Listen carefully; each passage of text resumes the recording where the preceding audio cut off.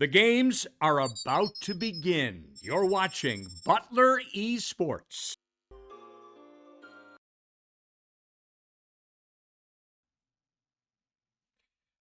All right, everybody. Quick game that was. Some awards from Jobu. I'm assuming very nice. I didn't get to hear them. There's no speakers in the lobby, but game 2, UKY versus Muskingum. This is going to be their second map of their BO2. First map went to Muskingum 7-5 on Clubhouse, and now we take things to Skyscraper. Right, I mean, immediately notes on the first map. While we didn't actually watch it, saw at the end there, it was really just a Zmart and Reserve masterclass. So, again, 31 kills dropped between the two of them. I believe Zmart was 17, Reserve on 14. Don't know if I have those numbers flipped, but I believe I have them right. So, again, it's just going to be interesting. On Skyscraper as well, I believe, is Kentucky's map pick. We were talking to them earlier. So, they dropped the first map, but that's okay. The Montaigne gets banned out here, not surprising.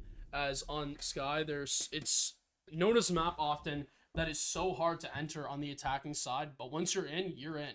And that Montaigne can be a quick, easy way of just being able to walk into the building and start calming stuff out. Again, not surprised as well that the Ying ban comes through, but I really feel like, as well, I'm a little bit surprised on the defensive side, on Skyscraper, when I see teams pick it, that they're not banning out operators that are more focused on the defensive side of the verticality. Let's say like a Pulse on Skyscraper. Pretty much every floor on that top floor is soft, right? So again, I'm also surprised that sometimes we don't see a Ram or a Buck ban coming through, but you know, sometimes it's just how it rolls, right? There are some operators that are clearly just stronger than others in this meta right now that we're in this 22nd meta, and you kind of have to just work around the fact that, hey, these are going to be left on the table, bring the fight to us.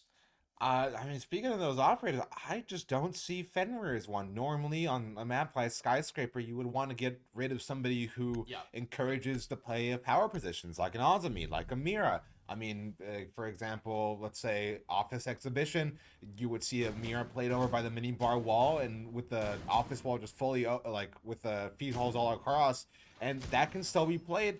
Fenrir is a bit of an awkward ban. Yeah, I mean, absolutely. I just think a lot of teams just don't like playing against it. They just rather not have to worry about it. But honestly, with the nerfs that come through, I mean, I feel like a simple pick on like an IQ could be something that just counters it out completely. I think that, obviously, because he has less of them, especially the ones that he can activate, there's less spots where he can control where the execute comes from. You can just work around it. But clearly, no one on the side of Muskingum wants to take the risk of that when they go on this attack for the first 6 rounds. So we'll see what they bring to the table. But here we go. We have the immediate lineup, and I gotta say right off bat, I see this Goyo, I see the Malusi, I see the Izami. There is a mute, but I love this Flores pick if these mute jammers can get cleared off. Yeah, no, absolutely. And it does seem like Muskingum will be opting to take this starting over by that Office side. You know, Kentucky banning that Monty does eliminate a very staple strategy. Skyscraper kind of just like, you know, poke and prod by top black, put pressure. That possibility now completely eliminated, and we'll see what Zmart and company can try and do here. Right, I mean, especially with Skyscraper, we were talking about it earlier, a map that just requires a lot of time to get openings, but it is going to actually come out within 2 minutes on the clock still, as Paladin is immediately going to go down from Kentucky, again, from a long angle. That is an insane pick, first off, right off the bat from Reserve, and that's got to be fueling Muskingum's attack. Yeah, Kentucky's golden boy down, their leader, down and out. But at the very least, he gets to sit on cans, maybe do a little bit of micromanaging here as we approach minute 45 on this clock. Now Office breached open, and Muskingum can start to poke and prod here, see what space is available. But the Kentucky troops very much pulled back right now. Right, I mean, absolutely. You're completely right on this. And because of this breach now in Museum, you wonder, when are they going to just take this gap? But I believe right now, as we look at Maddox, he's just watching it. He's definitely heard that barricade be hit on the balcony side, so he knows for sure there's some pressure right now on that side of the map. But for right now, it's kind of just a stalemate. We're just waiting on who moves first. Obviously, first pick going the way of Muskingum, but right now it's all just intel gathering, utility clearing, because especially when you have that Azami, when you have the Malusi, when you have the Legion, and all that util's still on the board. You can't just run into sight. You're gonna pay for it. So that's why we're seeing such a slow clear out here. And as this fight goes down on Geisha from the Izami and the Twitch, this is probably going to be round defining, depending on how this one works out. Yeah, I mean, it's been relatively quiet in terms of kills, but Muskingum's been making progress slowly but surely, just kind of encapsulating the Kentucky players more and more, putting pressure on them. But now time is very much in the favor of Kentucky, and there's about 30 seconds left. They need to start hitting the go button on this with Muskingum, but does Kentucky have the utility? Have they set up the crosses? And Quarters gets one on the reserve, and that kind of equalizes things. And time gonna be still in the favor here as 2 picks come out for Kentucky. 15 seconds left on the clock, and Muskingum may have overcooked this one. Right, I mean, it's just like I said, right? The fight on Geisha goes the way of the Izami! And there it is! Round defining as the picks immediately come out on the other side for Kentucky right after that. Losing that Geisha control, then opened up. They got stuck on the side of Kentucky from the side of Muskingum from taking Mezzanine. They got stuck there. It was simple as that. They lose the gunfighting Geisha to the Izami there. They don't have that Twitch anymore, right? And immediately after that, the picks just flood through. They realize, okay, now we have a gap that we can take as the defense. We have this control. We can almost create a letter C around Muskingum. That's exactly what they did. Picks just ran through left, right, and center. There you go. You know what starts with C? Collapse. That's exactly what happened with Muskingum there. Absolutely. Again, it's just a great job of Kentucky to be able to pull back and just play time. They know Muskingum, they're gonna have to get rid of a ton of utility. That's gonna burn a lot of time off the clock. Yes, being down first pick isn't the greatest in that scenario. Yeah. But especially for the player that was picked off too, like I said. Yeah. Paladin is such a crucial player for the Yes. Kentucky system. Not only in terms of motivation, but in terms of like raw firepower too. I mean, at the land they hosted, the UKY land just a semester ago, he was keeping up with the likes of JetCon. yeah. And I mean, again, losing a player like that, not very easy to do. But as the defense, you have the luxury that utility and the clock at the end of the day work as another man on your side. So again, I think that Kentucky did a great job of that, just burning time and then peeling back, not giving up any questionable gunfights, and they played really well around their util. Let Muskingum take the time to clear it all out, and by the time the actual execution had to go down, it was just full of gaps, full of holes, full of crosses, and, well, full of Kentucky defenders willing to peek. Yeah, absolutely. Like I said, very much think Muskingum overcooked that one, and they'll seemingly be looking to do a little bit of a tempo change here, as it will be Cheese Curl on that blitz. Maybe go a bit faster, maybe go a bit more direct. Right, well, I mean, I was talking about that, right? Skyscraper, just one of the maps that's a little bit hard to really kind of get your feet strapped into when you're on the attacking side, especially when you're in. Sometimes there's just so many soft walls, so many crosses that could be played. So, again, I really like the blitz pick here. Reserve, going to be able to find the first one onto the player in Dragon. And with that cleared out, Reserve's going to get a second. Crypt able to get one, but he gets refragged immediately by Reserve. Yeah, you are in a post-plan situation right now, surprisingly, and it's not looking too good for Kentucky, as they are sitting at a 2 versus 2. Mad Duck's limping, but still clutching his leads for life as he gets a double, and now it's just Z-Mart. But they have full range of the diffuser right now. It's just Z-Mart trying to isolate. He will be successful. Mad Duck's going to be sticking the plan. Z-Mart needs to go right now. He doesn't have enough time. He's too far away. Wow. Oh my God. So much value from Kentucky's new recruit. I mean, immediately, I love the pick on the blitz. It was like I was saying, it makes entry a lot easier. The blitz is just able to hop in through display, take that display window, right? Takes that gap, and they're just in. They're cooking. They have the plant down. And immediately, with the mirror setup as well, it looked like Kentucky were aware that they were willing to give them that ground. They looked like they were setting up to play site retake. But again, it just so happened to be the fact that Muskingum, they had all the pieces fall right for them. They just couldn't do it in the post-plant scenario. And I mean, man, I really got to say, for Muskingum, you're looking at the 1v2 there, the Ashen Dragon. Both the defenders are one-shot. They have a combined 8 health. And again, it's great positioning for the first pick, but just a little too much to be desired when it comes to getting that second one. A great job there, realizing where that Ash was, and the Mira on the side of Kentucky realizing, doesn't have really a clear sightline on me. I can just play off this Azami's contact and hope that there's enough time. If the Azami can just die and burn time, I can start this defuse, maybe get a few seconds off the board. So I'm going to be able to make up the distance to find the pick on me counter defusing. It's a great job there, great realization from Kentucky, and they sweep the rug right under for Muskingum's feet as they take their second round on defense. Yeah, no, absolutely. Zmart uncharacteristically passive there, and the Azami understood the assignment, and Mad Ducks understood the assignment, and easy second round for Kentucky, but we get into a kitchen barbecue hold and whole Muskingum approach. You know, especially when it comes to Skyscraper, these rounds start mounting fast. Right, I mean, well, immediately, I'm a little bit surprised that we don't have more, like, vertical playoffs here on the side of the attack. Right, I mean, on a site like barbecue, vertical means pretty much everything, especially geisha control. I mean, immediately, we do see Muskingum working on that. But even when they do have that control, I guess they're going to really just use the breach charges on the side of the Thatcher to create that vertical, because you don't have the ram, you don't have the buck, you don't have the sledge, and Kentucky is making Muskingum pay early. However, the refrag does come in. Q not going to be on that Warden any longer. Yeah, a bit of a risky cross by Paladin right there. Has the shotgun on Bandit. He might just be playing this angle close. SMF Bones very much aware of Paladin's position. Surely calmed over by this point, but now it's just Paladin setting up by the breach. Peek me if you dare. Right, I mean, I was going to say, for the side of Reserve, he's really been kind of the Kickstarter for Muskingum so far, and with the Finka off the board, no more health coming in on the side of the attack, so a little bit of a nice little advantage there lost on the side of the attack.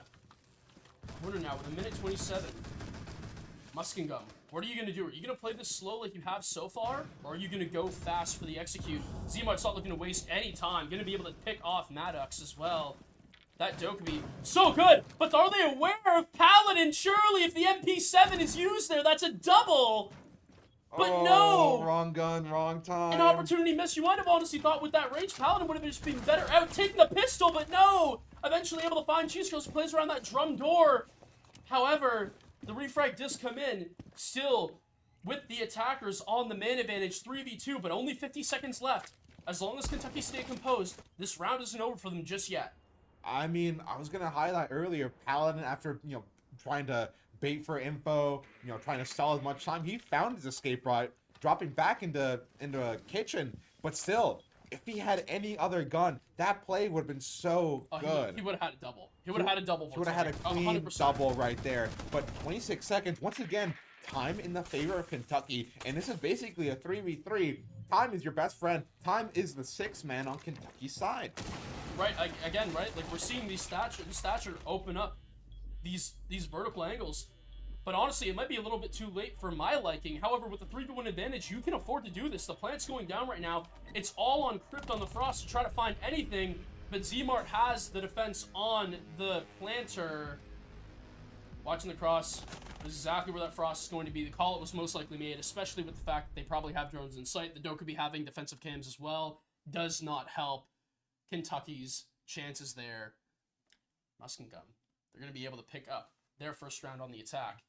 Quite a good one, I might add, but a little too close for comfort, especially if we take in the fact that, man, if that bandit just has an MP7 or even whips out the pistol.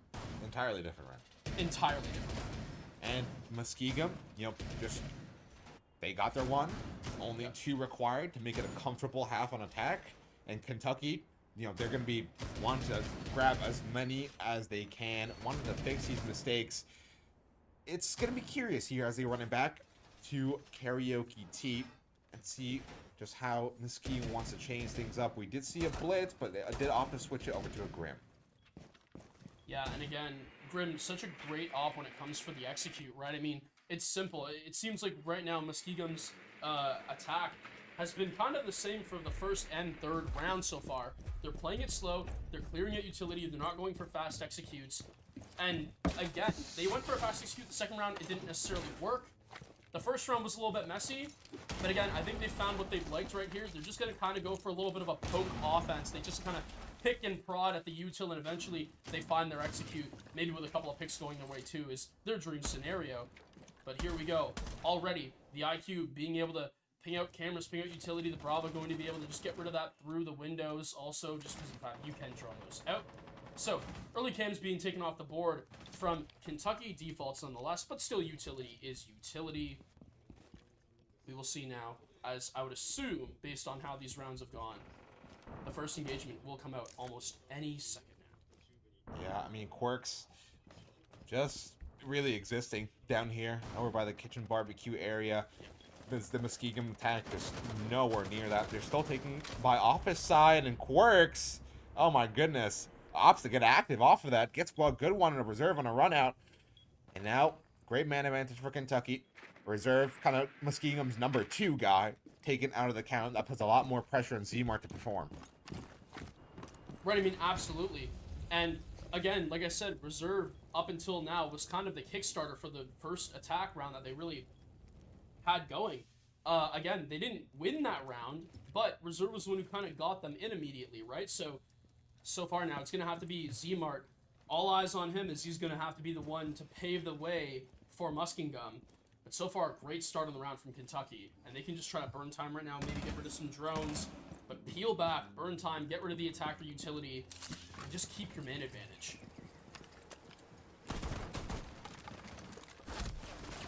Oh, Quirks. A nice little double as well. Zmart down. Cheese curl as well. It's looking like Kentucky dominates. Wow, Trip. Highlight clip. I mean, this is just absolutely insane. The first pick on the window swings around the bomb chassis. He's going to be able to find 2 and put it in the montage. Crypt, what a round out of you. Great usage there out of the gun. I mean, the ACOG. Just being able to take those angles, it's just so impressive. The aim, I'm absolutely speechless. A great job there from Kentucky, doing exactly what I said. They just peel back, they take util. They don't play very aggressive because they're just able to keep the man advantage. They can play off the trade if it comes to them. A great job so far. And I mean, wow, Kentucky, have a day. Yeah, no, absolutely. Zmart and company thought they absolutely packed away Kentucky and Map 1 Clubhouse, but Kentucky out here with a vengeance. But it is Skyscraper. It is very much defender-sided. Right. And how is Kentucky going to operate on the attack? You know, when we talked to them, about Map 1 Clubhouse during our break, they brought up communication as a big issue for them. And when you want to try and get rounds on the attack, especially on a map like this, with all these angles, with all these nooks and crannies, you're going to want to be talking. And a lot of these players, it's their first LAN ever. So are they nervous? I mean, probably not right now. They're doing really good. But when the pressure's on, when Zmart starts shooting, what do you do?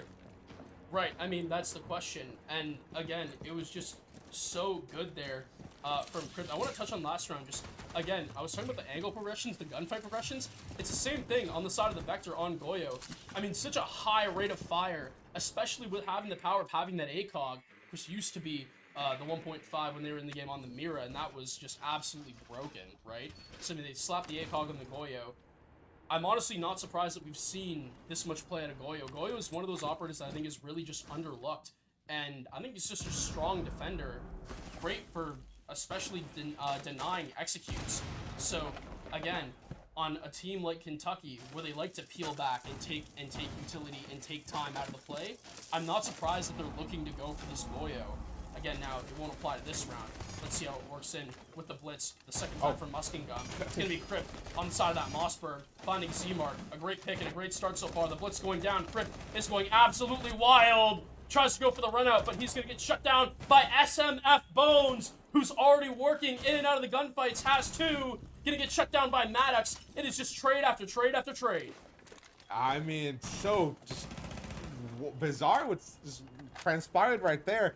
I mean, you would think the blitz would be an easy way into the site, especially after basically not getting contested at all in that breach, but they all just funnel in the wrong way. Crossfire is beautifully set up by Kentucky, and it's just reserved, left here to recover a crippled Kingdom as 17, Paladin takes him out. Minute 17 left on the clock, doesn't really matter. A clean 4th for Kentucky. Yeah, and something that actually, we were talking about with Kentucky earlier, I just find it hilarious that they said one of the things that they are working on is trying not to stack up as much on offense. They called it conga lining, right? Muskingum just made that mistake. they all stacked up on that one area, and because of that, I mean, it was what, like 3 picks that fell the wayside, just all on the same angle. Usually you don't want multiple defenders peeking the same angle, but Crypt was just able to make it all work off that SMG-11 in Mossberg. Good job there on the refrags and finding the double from the Ash. But again, it's just too little too late. Your take on Office Balk has already been destroyed. Like you said, it's just collapsed on the side of Muskingum.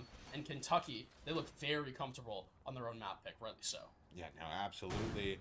And what do you even do at this point for Muskingum? I mean, you still got one more chance to make it a comfortable half, but it's been anything but comfortable on these attacks. Right, I mean, absolutely. And you gotta think with Muskingum, right? I believe, yeah, no tack timeouts have been used here. They're apparently very content with heading into this next round, not looking to take their timeout. So if they take the 4-2, all good. They take the 5-1, maybe they're just waiting to get on that defensive side to use that tack in case things go wrong. Maybe they're waiting for match point if that does go Kentucky's way first. It's very interesting to see how teams use their tack timeouts here.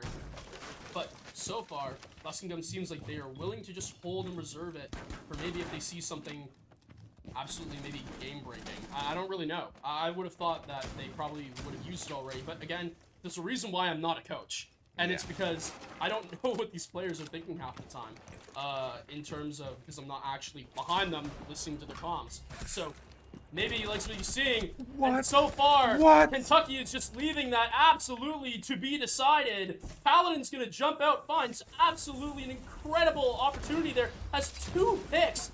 And I mean, that's the Dokubi off the board early. That's got to hurt so much. That is so much value for the side of Kentucky. I mean, sure, you lose your pulse on a vertical bomb site, Right. but the people you took out, Zmart, just like that, not only does that's such a mental chalker right there, but it's such a like value pick as well. That early into the round, I mean, good on you from Paladin. Right, I mean, now and because of this, the roamers off-site are just going to be able to have a field day, right? Unless cleared out from the entire team through drone work and through this geisha take, they can take this ground for free. The attack is not going to necessarily know immediately where these guys are lurking. And, well, Muskingum, a little bit disjointed right now. They will slowly be getting together. Great info onto Q, as Reserve will be finding that one, equalizing for the side of Kentucky. Minute left on the clock. And SMF Bones just holding this long angle. There we go, gets rid of the BP. And these Kentucky defenders, it's going to be a really good idea to start peeling back right now, and that they will. Well, and I want to know, when is this Buck going to start working these vertical angles, vertical sidelines? They need to clear out, I believe it is the Malusi who's creeping up the back stairs. It's going to be exactly that. They don't even have the castle open right now on the balcony, so... Oh, it's going to be so dangerous. This is good. Yeah, this is really going to come down to the wire. Here's their take. We need that Buck to start making vertical angles onto site. But again, with 30 seconds left, I just wonder, is it too little too late? Have Kentucky already done enough time burn off this double that they can just kind of sit back, let the attack come to them, and with 30 seconds left, let the util they still have available in these Capcans and Malusis, and let the time play as the 4th man on the board for them right now. Ooh, and it's going to be Quirks making his presence known. No kill, but the pressure's on for them as the Muskingum attacker is just going to be flooding into the bomb site, and they're all going to get smushed into the meat grinder. Kentucky with an amazing half on Skyscraper here, leading 5-1. The pressure's on for Muskingum, and this rivalry just gets more heated. And it's just the same thing, right? I mean, we're seeing, especially on the side of that double kill coming out from Paladin, that is round changing. It made the round. Because Muskingum then, like I said, Skyscraper, a map that's really hard to just, as the attack, get your boots strapped up and get in. And they weren't able to do that until around, like, the 40-second mark, maybe even later. Again, a really good job there from Kentucky. They take what they see out of the offense, they take gaps that are being left unoccupied or undroned, and they're just able to burn enough time, create enough problems for Muskingum that when it comes down to the take, they have 2 options. They either have to look for kills, there's not enough time on the board, or they have to conga line in, they have to all go in through one area, we saw it last round, and just pay the piper. And yeah, I mean, we heard Yeah. Paladin talk about the conga line, and we can I'm using that term from here on out. It's Yeah. so good. Yeah. I mean, I know exactly what he's referring to. We Yeah. can just see the detrimental effects of it. Muskingum in a very unfavorable position right now, but this skyscraper defense, you know, we've seen in a lot of situations. It's kind of like, can Kentucky hold it together for long enough? You know, they give themselves essentially the second softest pillow they can. Absolutely, right? And I mean, again, the mental's got to be feeling great on the side of Kentucky, up 5-1 immediately on your map pick. It's got to feel good, especially after dropping that clubhouse game. I really think this goes to show the mental fortitude of Kentucky, because after dropping that first map, we were talking to them. Paladin, it was all smiles all around. They were feeling good. They were feeling great despite dropping that first map. I really got to say, I'm impressed so far with just how positive they can stay. And it's really showing favors. It's showing really good results, because being able to keep a clean head on your shoulders. I mean, look at the score right now. They've absolutely taken their second map by force. I mean, maybe just, you know, those Southerners, man. Those Southerners. It's always keeping it positive. All my crops washed away by a storm, I'll rebuild. Yeah, I mean, honestly, honestly, Paladin reminds me in football of like an offensive lineman coach. He's just always so positive, so passionate, and because of that, you can really rally your team. It's no question to why he's the leader, and he's also making plays that the leader is, you know, thought of to make. Sometimes you just need that play to win your team around. That hero play sometimes has to come in. Paladin found the gap, and right now, Kentucky's entire team is rallying behind him. That Z-Mart off the board yet again on the Wamai. Such a bad pick to give up for the defense, especially because his gadget is time dependent. It all relies on how long Wamai can stay alive to throw out more of those discs. So not being able to do that is going to be detrimental for the side of Muskingum. Despite that, Bones finds another pick, but immediately retraded by Crypt onto Lucci. Yeah, and lack of Wamai disc going to be hurting Muskingum very much as the time dwindles. There's going to be a lot of power positions that are going to be easily cleared out here by these Kentucky attackers. 50 seconds left on the clock, and it's going to be Reserve going in on a little bit of an expedition, and he's going to find so many riches for a Q down, and Muskingum managed to equalize. I mean, this is huge for Muskingum.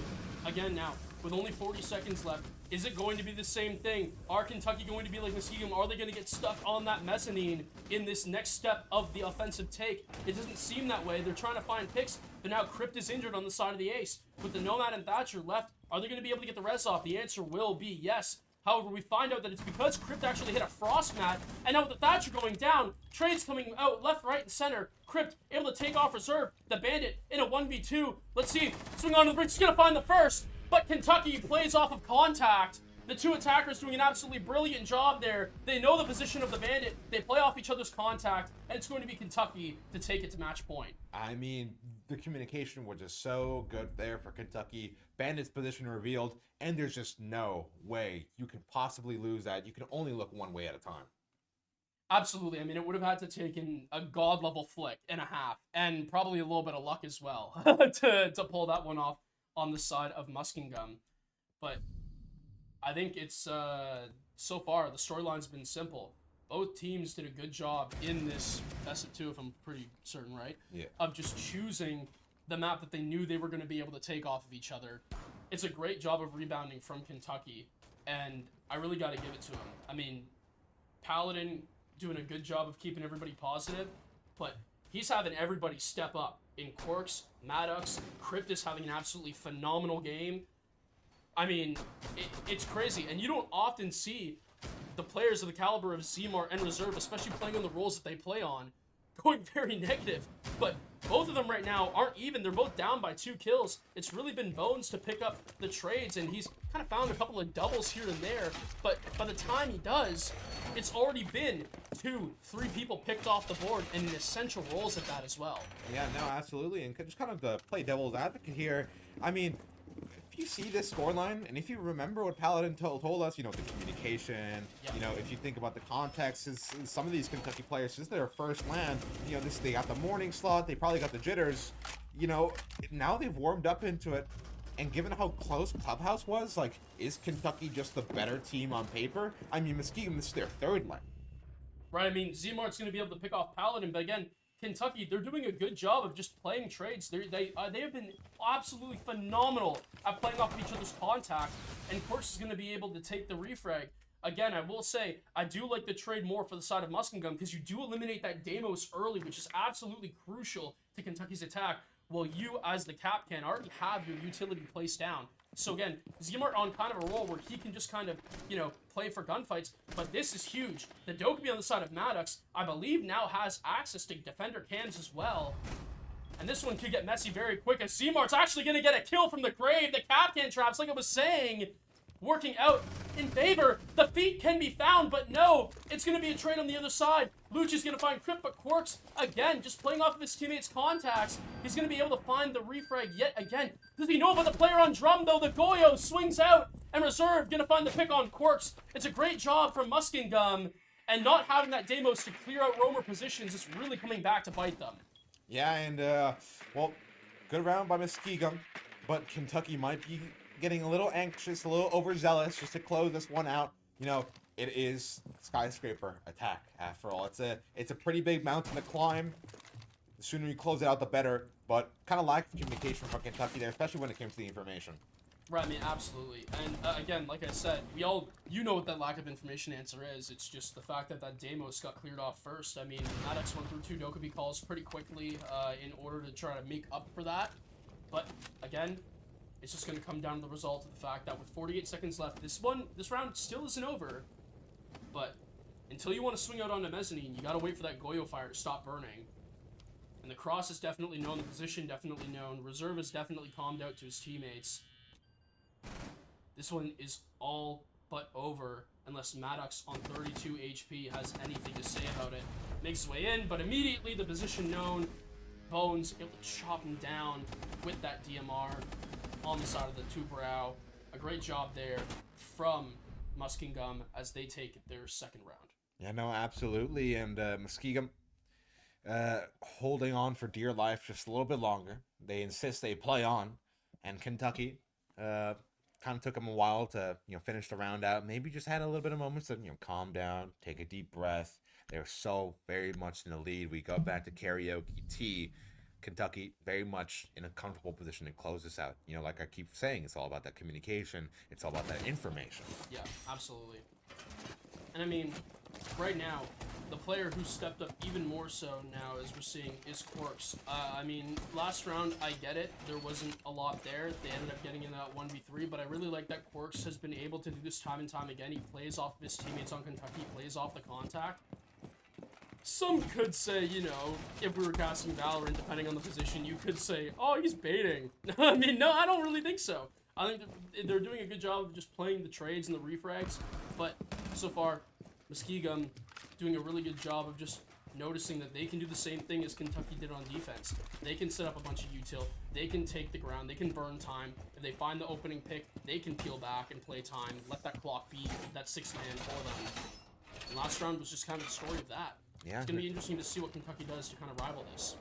Absolutely. I'm going to be curious to see how Kentucky wants to approach this, but we do see Maddox over by this office side. Might be a great hint of where they're taking this. Z-Mart, just a little pre-fire, trying to see if he can find his. Go negative. That was a triple Capcan trap on that door. Wouldn't want to cross through that. Hopefully the information gain from Kentucky is good on this one. Otherwise, might be meeting a rude awakening. Lucci gonna be contesting over there by Samurai Window just a little bit. Z-Mart's still on the lurk here below. Right, well, I mean, I see the Capcan, I see the mine. Immediately, the first thing I think is this is a great job from Paladin here, realizing that the Bravo pick is going to probably find so much util. And same with the Flores. They are just going for team no util.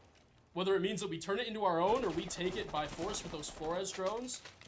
I mean, either way, I do like the attacking lineup here from Kentucky.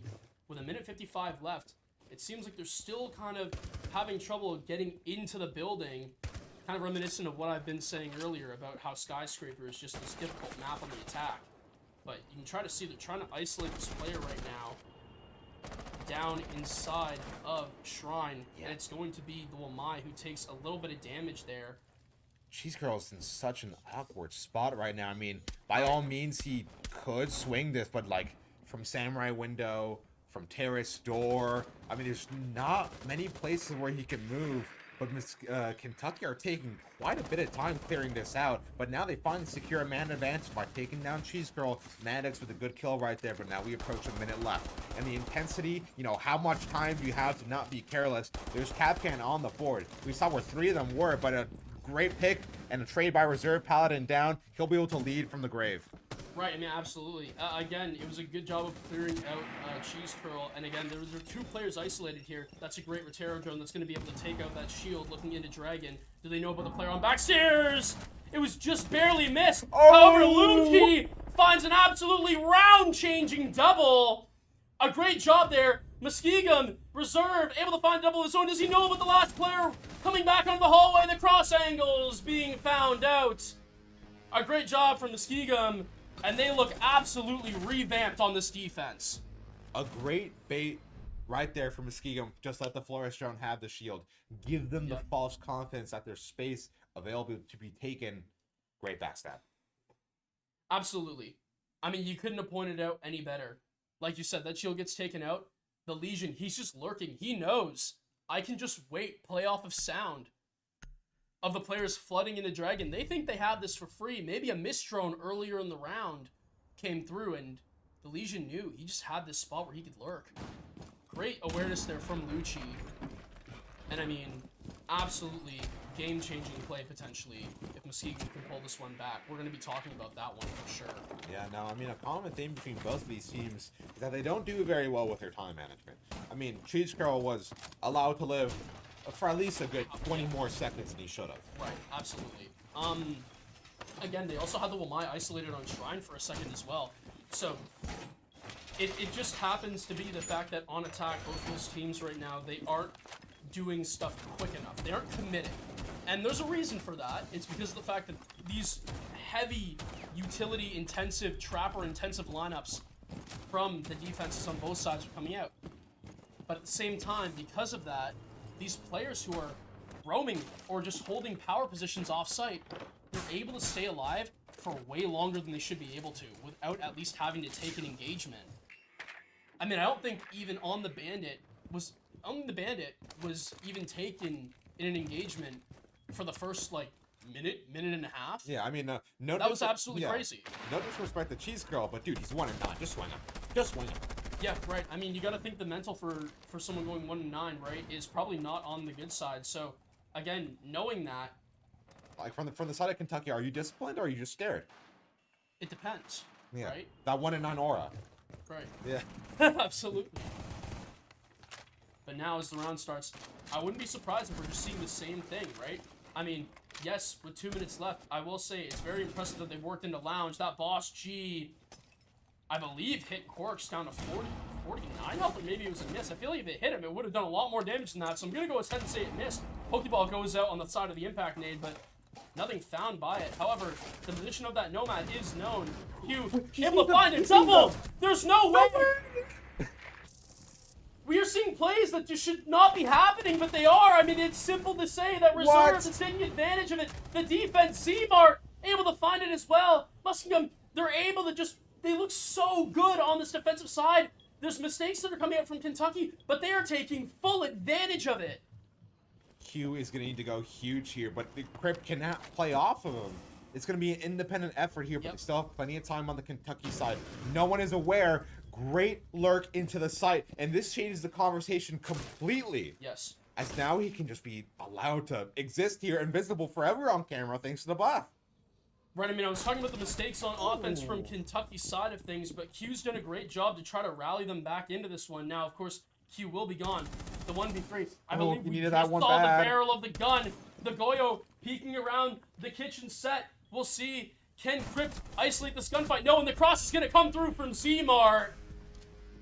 The Boss G sends a chilling message down the spines of Kentucky that Muskingum are not going to go out early and often. Yeah, and a great time to call out a timeout for Kentucky. You need this one. Yep. Muskingum is starting to claw their way back. Like I said, it's skyscraper attack. Anything can go wrong, and so much of it has been going wrong for Kentucky. Right, I mean, we were just talking about the fact that, like, to be fair, while it is a hard map to enter, when you're in, you're in. and there's a lot that you can do. Q, I really like the lurk out of him with the Nook, but I think that what I'm seeing out of Kentucky is just kind of a little bit of maybe a mental collapse on the attacking side. I really love this timeout here. Hopefully you can work off the back of it. I mean, But Muskingum, sorry, I'll let you go, but they have so much momentum right now. See if they can just carry it on through this timeout. It's going to be the X factor. yeah, it gives both teams, as you can see right there, highest from Cincinnati cheering them on. Obviously, everybody has fans here, but it gives Z-Mart and company kind of the opportunity to just, calm down. There's really not much to talk about. It's just been Kentucky not capitalizing on some critical moments. Right. I gotta say, just because I know you're obviously, Cincinnati native, Yeah, right? So of course, you're well highest. I gotta say, I become a very big fan immediately. I love the guy's energy. I think there needs to be more My of team that. and your team get along really well. Oh yeah, definitely, Yeah. 100%. We'll see that if they meet. We'll see that if they in meet. playoffs potentially. Hopefully we Who get in the knows? bracket. Hopefully not in the BO1 stage. That'd be heartbreak for both of us. Right. I mean, I will say right now, as we get focused and locked back into this skyscraper 11th round, Kentucky looking to put this one away. Muskingum looking to push it to max regulation. Lots of stakes right now. Muskingum can somehow rally this one back. I mean, a couple of hero plays left to be desired on how those didn't get shut down on the side of Kentucky when they were facing them. Yeah, no, absolutely. It's Mad Ducks off to a very shaky start. Cheese Curl, despite being 1-10, still Yep. confident. I mean, 1-10 aura. I gotta say, yes, you're 1-10, but I look at the round where you were just sitting as the bandit and were allowed to live for 2 minutes, it felt like. I keep saying, bro, aura. It's time burn, right? Yeah. I mean, you've done your job there. You don't necessarily need the picks. Yes, 1-10 is definitely something's going wrong at that point.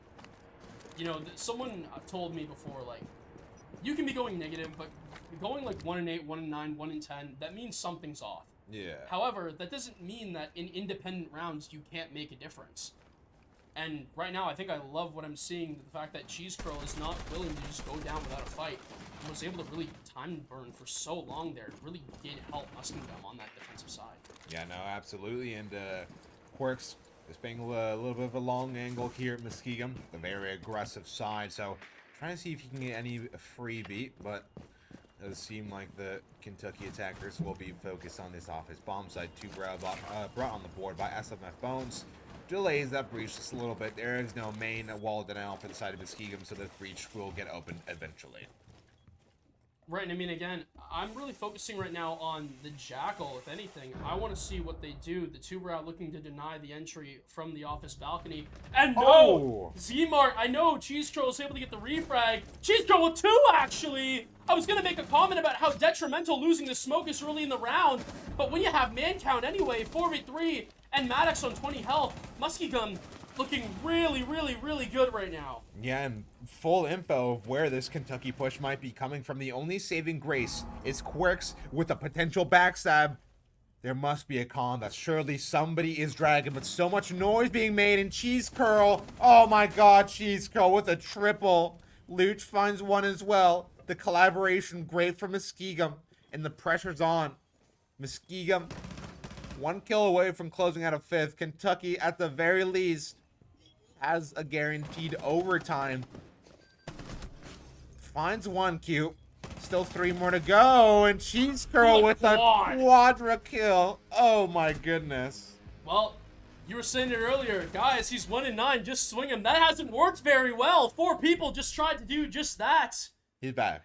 Cheese Curl having the couple of rounds of his life right now, pulling Muskingum back into this. It's one of the best comebacks I've seen in a while.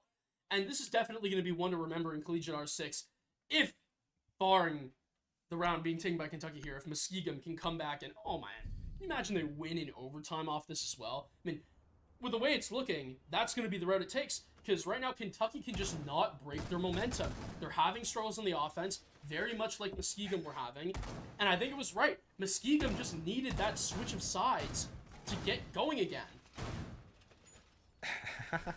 As you can see, in the top right corner there. Some of the players are joining this lobby as spectators, I think by mistake as they just left, but Those are your boys. yeah.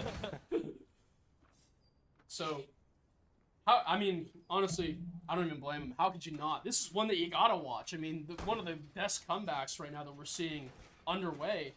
And Kentucky have allowed this to get blown completely out of proportion. I mean, Crypt was like, what, 11 and... I want to say 3 or 11 and 2 early? This guy's died 6 times right now without getting a pick.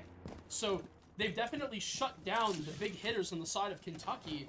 And to me, if it's anything, this is now going to have to be on Paladin.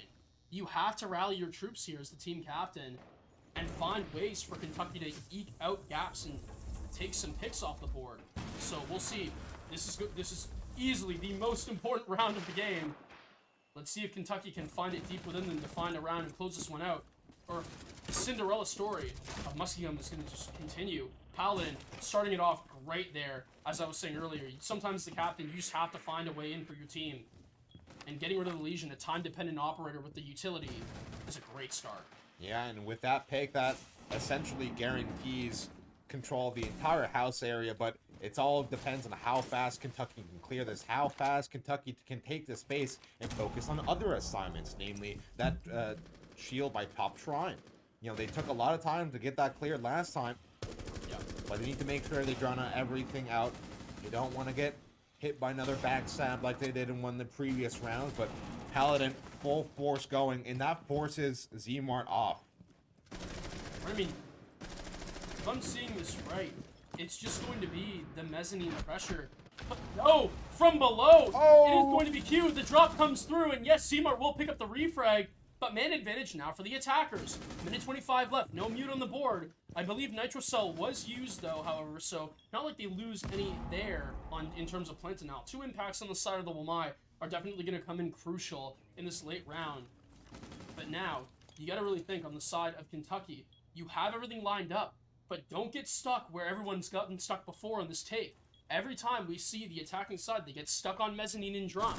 What are Kentucky going to do now differently to take advantage? Of course, he's going to do just that. He finds the answer on the first one, but Cheese Curl still going massive, has Crypt as well. The top right down on the side of Kentucky. And with 48 seconds left, Kentucky looks like they've found their way through. They don't get stuck on mezzanine. They don't get stuck on drum. They take the advantage. They take the space. They take out Cheese Curl, and they take their map.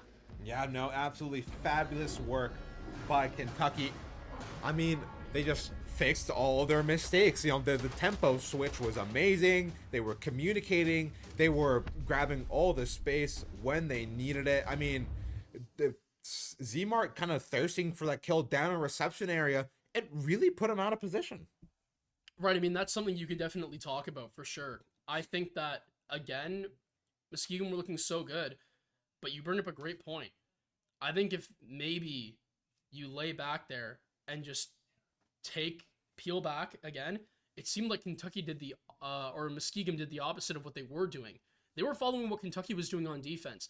You play these trapper-intensive, these utility-intensive lineups. You let it do the work for you. You let it time delay for you. And you just take the time burn and peel back until you can play off of each other's contacts and crosses. Yeah, I mean, the lack of house presence was very strange by Muskingum, especially considering what Cheese Curl put up just rounds prior. I mean, they had like one guy by Office and one guy is like semi-lurking / supporting by either Terrace or Dragon. None of that seemed to happen. That space just snatched up instantly by the side of Kentucky. And I guess, speaking of Kentucky, I'm not sure who we're getting on the interview, but we should be getting an interview soon. And so any closing thoughts on this match before we go to a break? Oh, man, I mean, it was just back and forth. If you want to count back and forth as chunks of like 5 rounds each. I mean 7-5, 7-5 is as back and forth as it gets. But it doesn't tell the story that we saw from Muskingum. It was a really good job of rallying there, and it's almost kind of a shame that I didn't see them come back and finally take that last round. But Kentucky had all the pieces fall into place for that last round. They didn't get stuck on mezzanine. They won a couple of key gunfights that on the other side when Muskingum were on the attack, they simply couldn't win. And because of that, they were able to find the space they needed. They were able to take the gaps. They were able to have the man go up the back stairs off the rotation. It was a really good defensive setup, despite the fact that they were getting absolutely demolished. And kind of speaking about those new pieces. Oh, sorry, offensive setup. Sorry, Yeah. I did. No, and kind of speaking more on those new pieces, I'm sure we'll be able to find out more about them in the interview we're going to be having after this break. So stay tuned.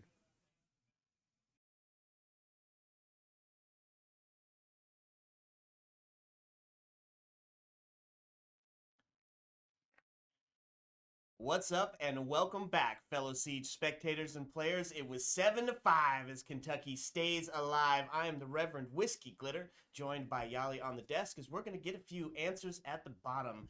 Yali? Hi, I'm Yali. This is Crypt from University of Kentucky. Just had a fantastic game. I believe you top fragged. Was it 12 and...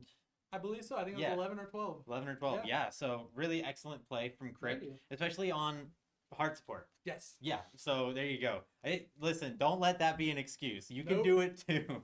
All right, so I just had a couple of questions for you, Crypt. First thing I was going to ask is, how do you maintain your coolness under pressure, especially in reference to round 4? You were playing on the chassis in karaoke. There was a player on the karaoke window, one on the top black door, and one on the top black stairs by the rotate. And you managed to kill all 3 of them. So in moments like that, how do you just dial in and say, all right, I'm just going to do it. I'm going to kill them all? Well, the big thing is my teammates. I really trust in them holding my position and knowing that I can stay tucked there and I can swing when I want, knowing that my teammates are there to hold me and to get my refrag. That was the big thing on how I won that, was because I knew that if I swung the guy on the karaoke window, my teammates would be there if a guy killed me black to swing him and get to my trade. So the big thing was my teammates. I trust in them to hold my position, help me stay alive, and to get my trade. Yeah, no, that trust is absolutely critical to being able to play a position like that. If you are without trust, I mean, you end up in kind of uncomfortable situations and you have to get yourself out of it. You make weird decisions, right? So just the fact that he's able to trust his team, really massive in this case. The other thing that I wanted to ask is, what happened during the second half? Because it was a very different half from the first half where you were completely dominant. And how much of that do you think is your team kind of having a few issues that could be fixed? How much of it is Skyscraper being a map that is just so hard to play on?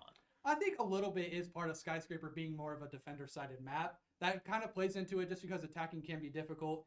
Definitely favors the defenders more. But a big thing was, I think we had that lead, so we thought that we could get away with doing stuff like a little uncoordinated, just going in, getting kills, thinking that we'll out-frag them. And I think that's what really caught up to us, was when we were up 6-5, we were like, all right, we need to really switch something around. Like, we need to get this round. So the big thing was making sure that we did not do that anymore. The big thing was making sure that we played as a team, not play individually, and really go in and get that last win. All right, perfect. And finally, I just wanted to open it up to you. Anything you want to say to your fans, your family, anything like that?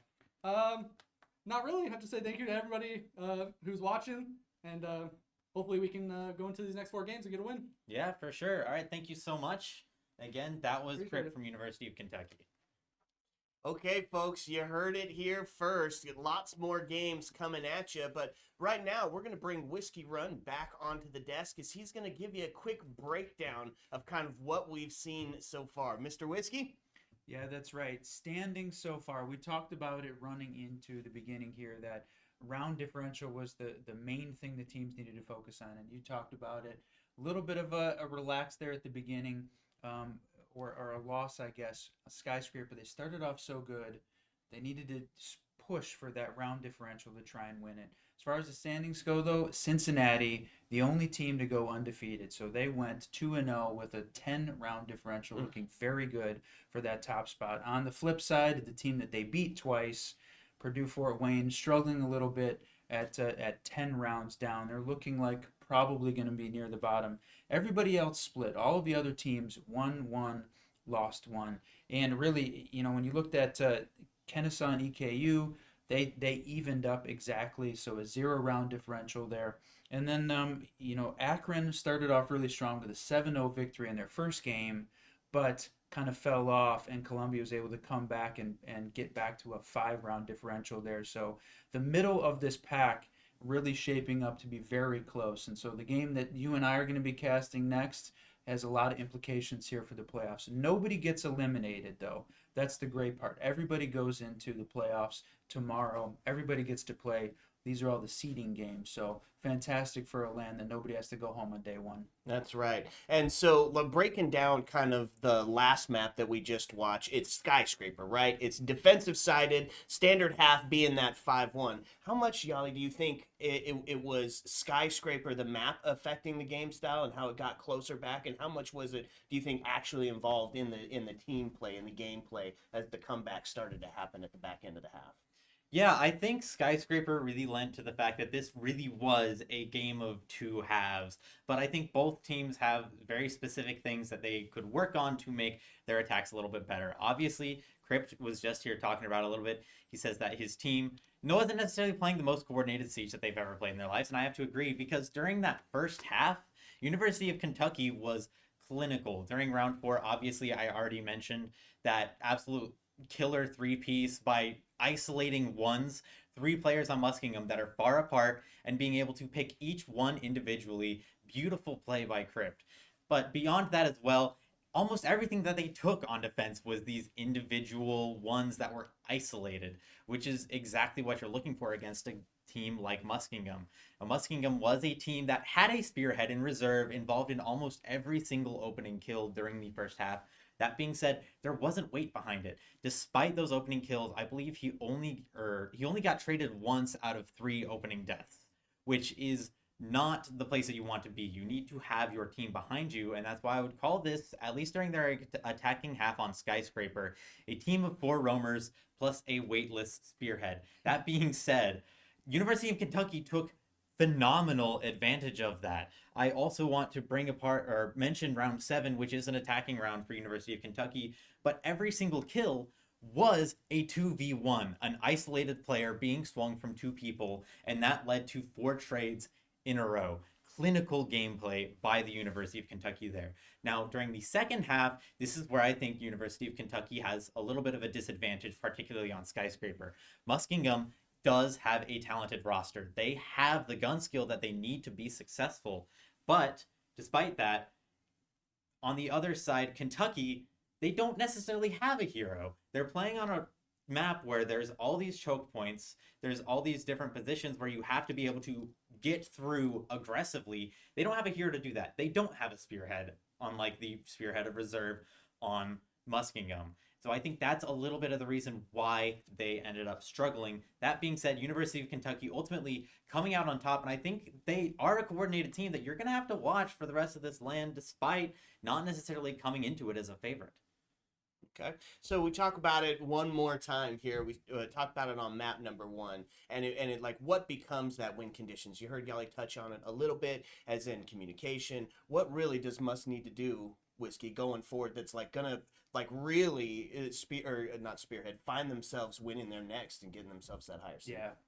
On that first map, right, you saw Zmart get, 17 and Reserve get 14.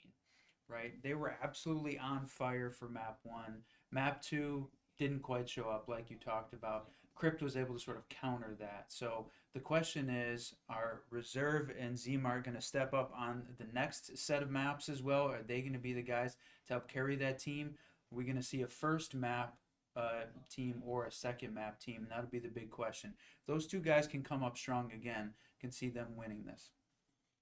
Okay, folks, that's 2 down. We got some more coming back at you. Cincy versus Kennesaw coming up, and it is going to be one heck of a game. So sit back, relax, because when we come back, we're bringing you another map.